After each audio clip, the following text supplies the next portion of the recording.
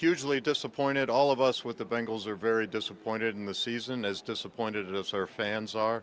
We have super high expectations for our football team. We believe we have a championship caliber football team. Our fans believe that as well. We did not achieve what we wanted to achieve. While we finished the year with 5 straight wins, in the middle of the season we managed to turn wins into losses. 7 times we did that, and it kept us out of a shot to win the championship. We believe we're a championship caliber team, and we'll go to work and put it back together in the best way, and we'll compete for the championship next year. And with that, I'll take your questions. Paulie D, why don't you start us off? Whatever you want to talk about, Paulie. Where are you at with T? Where do you feel like that stands? Are you think that's something you get done? Yeah, T. Higgins. Seems like 3 or 4 or 5 years I've been talking about T. I think you guys all know what I feel about T. Higgins. I think T. Higgins is a fantastic football player, and I want him on my football team. Whenever I'm in charge of a football team, I want T. Higgins. And so I'm going to do what I can to get T. Higgins. Our preference with T. Higgins is to do a long-term agreement. Always has been. It continues to be, and we'll work hard to get that done. You know, we are fortunate. We've got a lot of really good football players, fantastic football players, and we're fortunate to be in a position to where we can fit them all in.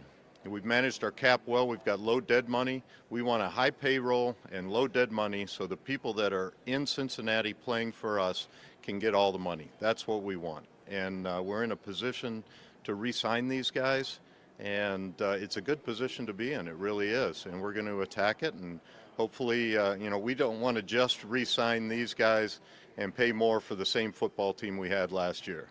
We want to add to it as well. So we want to re-sign these guys, reward them for their ability level, and add to the football team. So it's a tall task. We think we're up to it, and Katie's got us in position to attack it well.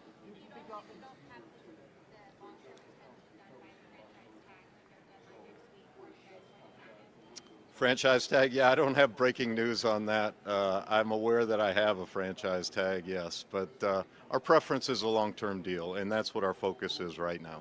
What do you think that would say about the long-term deal? Yeah, I'm optimistic until there's reason not to be, and I've always been optimistic with T, and I want a long-term deal. You know, he fits with us, and we fit with him. It's a great match, and so there's no reason not to work hard to continue the relationship for sure. How challenging is it to prioritize? You have T, you have Trey, obviously Marr as well. It's not just one. Yeah. It's 3, then free agencies. Still keep this goal. Yeah, you know, obviously T is the one that's not signed for the future right now, and so that you know, puts the onus on us to do something there one way or the other earlier. Jamar is always going to be our priority. He's a fantastic football player. He's going to end up being the #1 paid non-quarterback in the league. We're there. Let's get it done.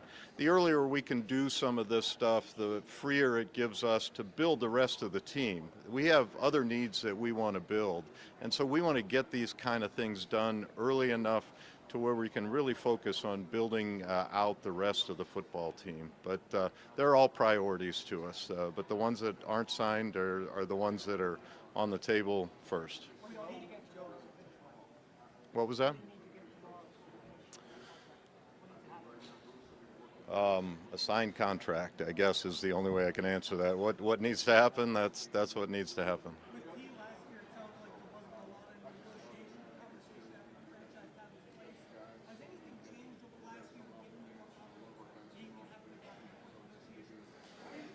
Has anything changed? Well, he's got a new representation, so maybe that'll push it over. I don't know, but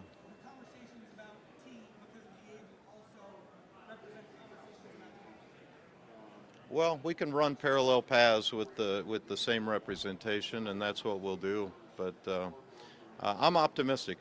I want deals done, you know, just like our quarterback wants deals done. Everything he says, I agree with. I want them done. I want the best players available. And I also want to add more players to our team.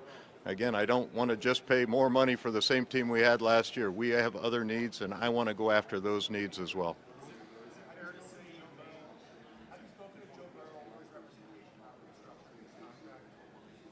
No, no, no. We're in a good situation with our cap and how we've managed our cap to get these other things done without any adjustment there.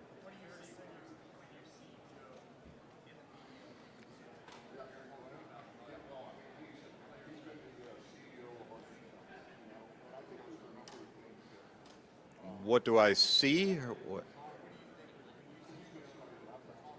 What do I think when I see Joe? I think there's our quarterback, and I'm glad we have him. And I haven't heard anything he said that I'm not in complete alignment on. I want the good players too, and I think that they ought to be paid to their ability level, and that's what we're going to do.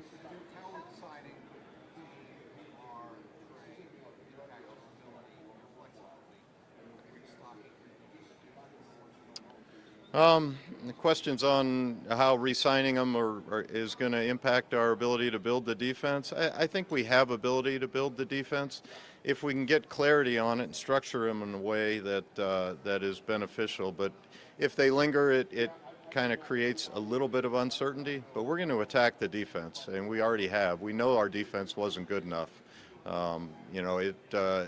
It couldn't get stops when we needed it, couldn't protect leads, it didn't get off the field.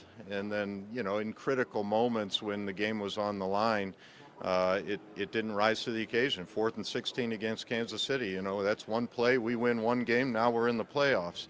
But that's countless games throughout the year, whether it's our offense converting a first down to run the clock out to win the game, whether it's our special teams converting a field goal to win the game, but multiple times, a fumble going into the end zone, all the things that happened. It was a crazy year. We're a championship level team that didn't get an opportunity, and that irritates us. It irritates all of us. It irritates our fans, and we're not happy about it. And we're going to attack the offseason to make sure it doesn't happen again.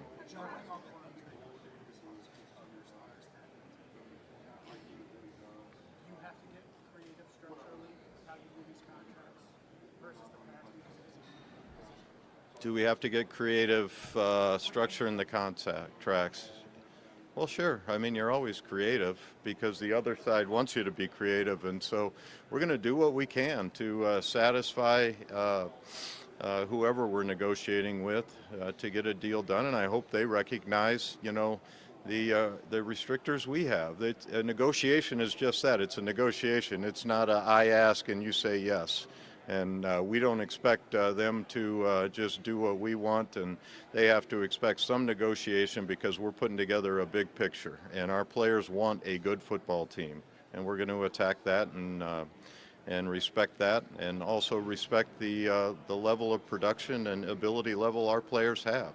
We're not trying to insult anybody, particularly at the top of our football team. We're fortunate to have fantastic football players, and we're going to treat them as such.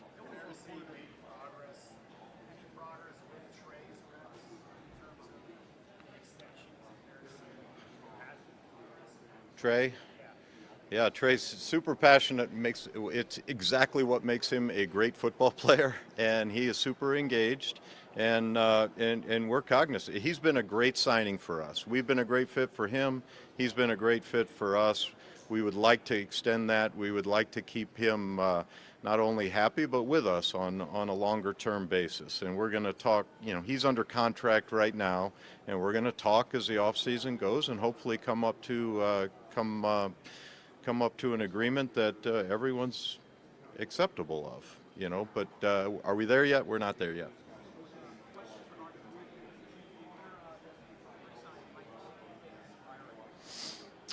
Questions on Mike Gesicki and where does that fit? We've been pretty good at bringing tight ends in and having them have successful seasons. Mike was fantastic for us. I think Mike's a priority guy for us. I think he fits with us.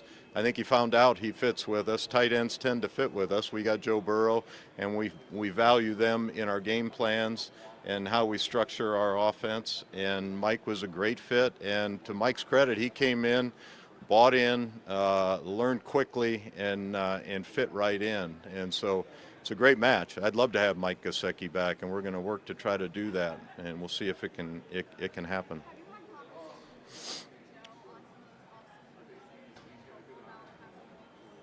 Have I talked to Joe Burrow? Yeah, I talk to him a lot. I mean, he's a member of our team, and he's an important partner in what we're doing. And I value his input. He's earned that.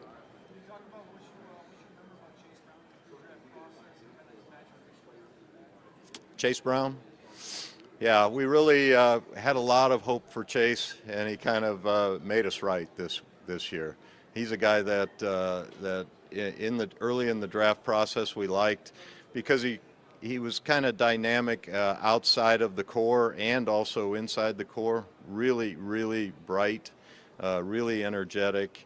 He's really progressed in his pass receiving skills, and then he's coming along as a pass protector, and so he's a really good fit. We put a big load on him this year, more load than what we had thought we were going to put on him, and he responded to it, and he held up, and that was an important part of our late finish.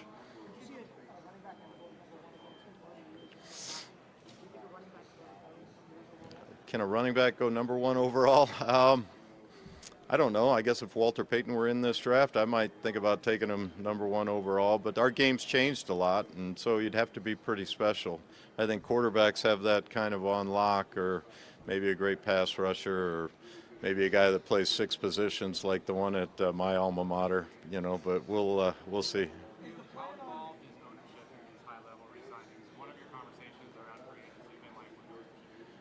With our ownership, how involved are they? Highly involved. They're there every day, and they've been there every day of their careers, and they'll continue to do that, and they're super good at what they do.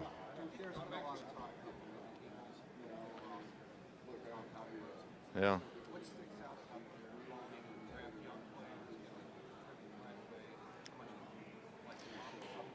Yeah, the Eagles. Hats off to them. They've done a great job building their roster out, and they've got some high-level players on big deals. Not as big as the deals that we're talking about making, but big deals. And then they've hit on draft picks, and that's what we've got to do. We've hit on some draft picks. We've got some guys that are in the pipeline coming. In the last 5 games, I think some of our young guys started to come, which was great on the defensive side of the ball. And then we mentioned Chase and Eric All. It was unfortunate that he got hurt, but he was on pace to really be a dynamic tight end in our league. And I think Amarius Mims has a chance to be a Pro Bowler next year. He's a fantastic right tackle, and if he can stay healthy, I think he's got a world of potential. But the young DBs, we'll get them back healthy. That'll be good. Young guys like DJ Ivey and Fig Newton having to take on bigger roles. But some of those young guys got a taste of winning because we won the last 5 games and gave ourselves a chance, and they had to be relied on for a role, and so that was good to see. But hats off to Philly. My son works there, and he thinks he's the reason for the season, I think. How does the change at defensive coordinator affect how you will prioritize defensive talent? What was that again? The change at defensive coordinator. Yeah, Al Golden coming on. Yeah, Al is super hands-on, and we want our coaches to be super hands-on. We want to be in alignment when we take a guy. We want a vision for him, and we want everybody on board. Everybody that touches that guy is on board with it, knows the plan, and is going to work towards the plan. And Al is super engaged, super high energy, hands-on, knows exactly what he wants. His coaches know what he wants. So it's going to be great working with him. Looking forward to it. I think he would have a pretty good idea of what's playing on the college level right now.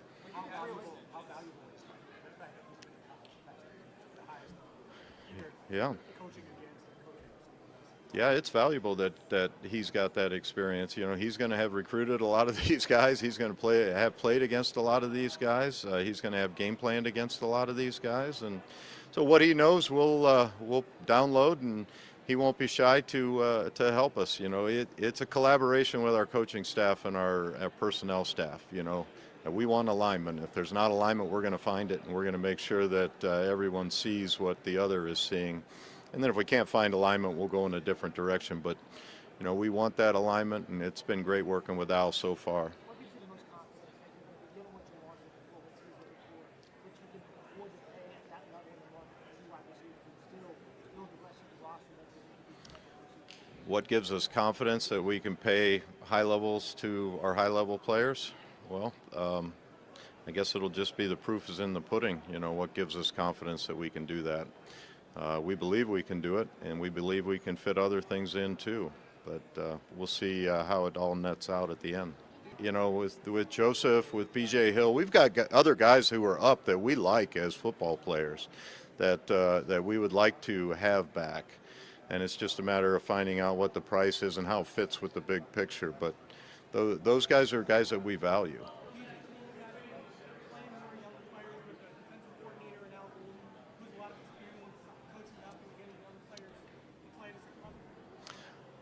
Questions on whether Al will play more young players. I think Al will play the best players. He's going to want guys that execute what he wants. And if he wants you playing blocks and staying square, he's going to play the guy that plays blocks and stays square. If he wants you to secure the edge, he's going to play the guy that makes sure the edge is secured. If he wants you to play man cover and stay in inside technique, he's going to play the guy that does that. Al's going to be very open-minded on playing the best, not playing a veteran or playing a rookie. It'll be he's the best one we have, and we're going to play with him. Woo. Yeah.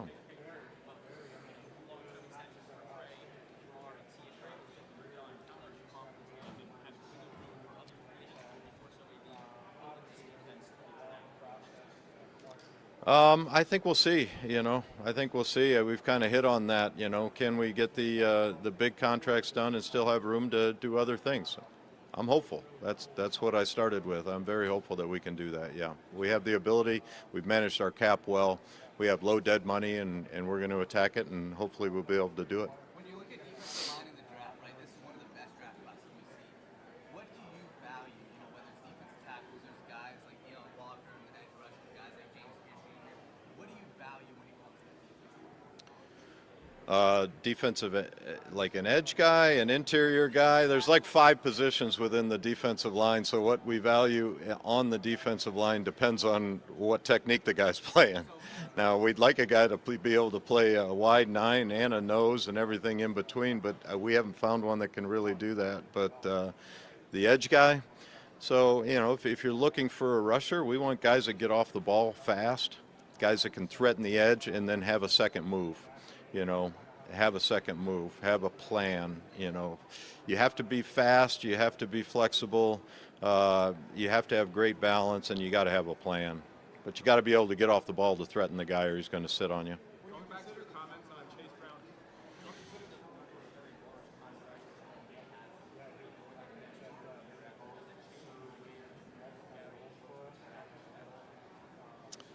The questions on do our veteran contracts change the way we approach the draft? No. I mean, we approach the draft, we rank every position best to worst for us, and we approach the draft as we're going to take the best guy. Now, if there's guys in the same bucket, we'll maybe take a guy that fits us at the moment a little better than another, but we're not going to pass up a whole bucket to drop down to take a guy that fits a need. We're looking at them from top down, we're ranking them from top down, and we let the draft come to us. If we need to move up to get a guy who's the last of the Mohicans, we'll consider doing that. If we feel like we can move down because there's a lot of players left that we would be pleased to have, we might do that. But we rank them 1 to worst. Going back to your comments on Chase Brown's workload last season, comfortable leaving back in there again next year, or how do you run back? I think we'll have an addition at some point. Yeah, it was a shame that Zach had the neck injury he had. We really thought he was an excellent addition for us, and then there was just nothing. He had to protect his neck, and it just we'll see what that looks like going forward. I don't know that we have clarity on that. Will his workload stay at the same level? Ideally, you'd want a second guy to take some of that workload off, but he surprised us and he showed us that he can handle that, and if he can handle it and he's the best guy for the moment, then he'll be in the game. How would you characterize Lou Reimer? How would you characterize his input when it comes to free agency and how How often do I ask for Al's input on the defensive players in free agency and the draft? All the time. All the time. We want alignment. We want alignment. He'll ask for our thoughts, and we'll ask for his thoughts, and we'll put them together and see where they merge. And then, the thing that we know maybe is the market for these guys and how best to spend the dollars. And we can help with that, and he can help with his vision for the player. What do we do with this guy when we pay him, when we bring him in the building? So, yeah, it's a collaborative approach there, too.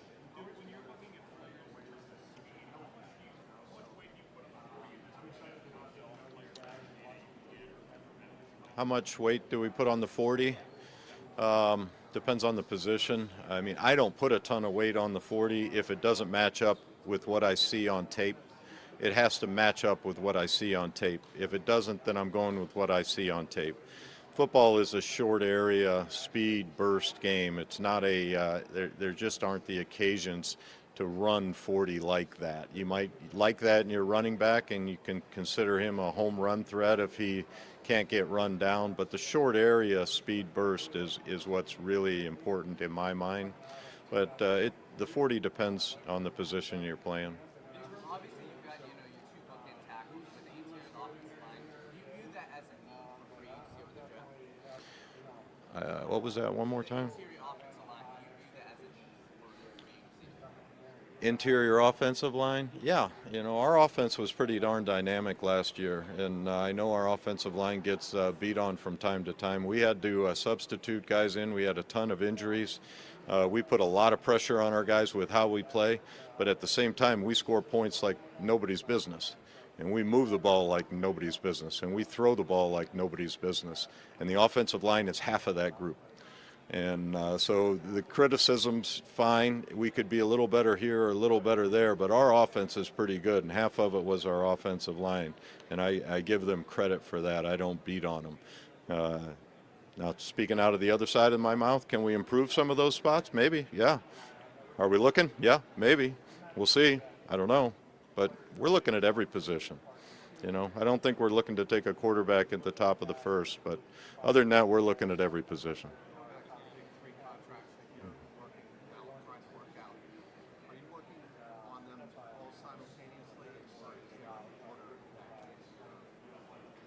There's no order. We can work parallel paths, and we're working parallel paths. If we get farther along and get one pretty close, then we'll try to finalize it. But we're working all paths.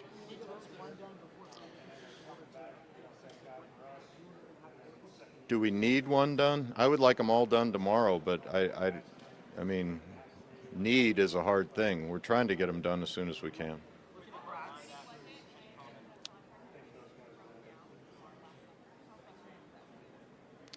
When they broke down last summer, it just didn't get over the, he changed his mind, which is fine. And we understood. There's not hard feelings in this stuff. I don't get angry about this kind of stuff. I don't, it's just business. And, we're looking out for the 53 players on the team. And a lot of times they're looking out for the one. And that's their job to look out for the one, and their agent's job to look out for the one. And they have to understand it's my job to look out for the totality. And we can't be a 1 or 2 or 3 person team. It's a 53 person team. And when I'm negotiating with a player, I'm almost negotiating on behalf of every other player we have, but we're in position to reward these guys at a high level, and we're willing and able and want to do that, and I'm optimistic that we'll be able to do it. What's that? Well, he elected not to do the deal. I don't know if he changed his mind. You can ask him. He probably talks to you about that stuff more than me.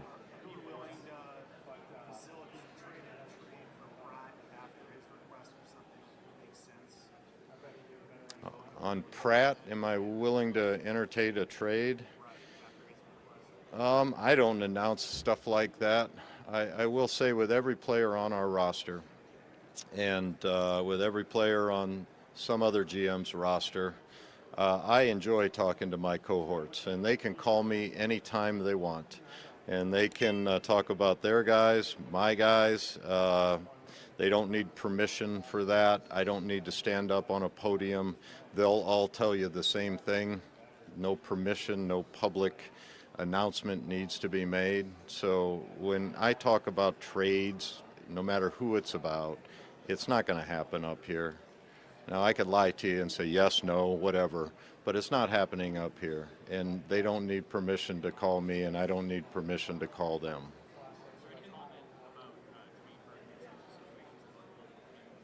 Jermaine Burton?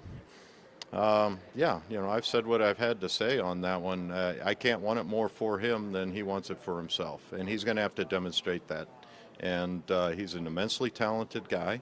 We're not giving up on him, but he's going to have to start showing it now, and he's going to have to take the next step in his career.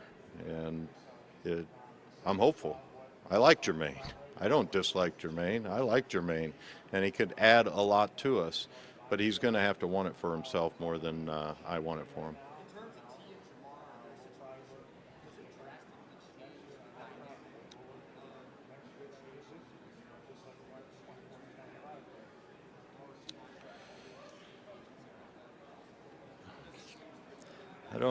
I'm trying to scratch for new answers on the same questions that I keep getting. Jamar, how does the negotiation go? I'm pretty run out there. We want them signed. Is it easy? No.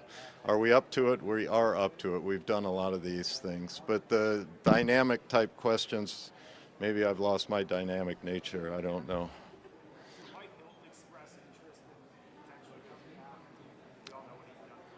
Mike Hilton? What was the question on him? Did he express interest?